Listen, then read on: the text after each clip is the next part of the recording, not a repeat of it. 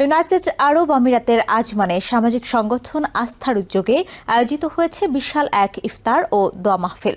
সহস্রাধিক প্রবাসীর স্বতঃস্ফূর্ত অংশগ্রহণে অনুষ্ঠানটি একটি অনন্য মিলন মেলায় পরিণত হয়।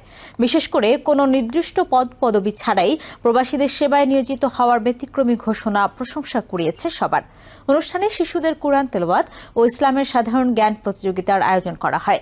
ইঞ্জিনিয়ার মঈনুল আলমের নেতৃত্বে এই বিশাল আয়োজনে সহযোগিতায় ছিলেন বুলবুল আহমেদ মুকুল, আনিস আহমেদ, সৈয়দ আরিফ ও হাসান জাকির সহ সংগঠনের এক ঝাঁক স্বেচ্ছাসেবী। প্রবাস থেকে যখন আমরা বেরোতে যাই তখন ওই সবুজ পাসপোর্টটা নিয়ে আমাদের বেরোতে হয়। সুতরাং এই দেশে ঢুকতে গেলেও আমাদের সবুজ পাসপোর্টটা নিয়ে ঢুকতে হয়। তাহলে আমাদের পরিচয়টা আসলে বাংলাদেশ। এই বাংলাদেশ হিসেবে আমরা এখানে এসেছি। আমরা কোনো দল, কোনো মত, কোনো জেলা, কোনো উপজেলা, কোনো সংগঠন বা কোনো সোসাইটি বা কোনো প্রদেশ এটার বেসিসে না। আমাদের অনেক দিনের প্রচেষ্টা ছিল আমাদের বাংলাদেশি প্রবাসী যারা আমরা আছি সবাইকে একটা ছাদের নিচে নিয়ে আসার। সেই উদ্দেশ্যেই আমাদের এই আস্থা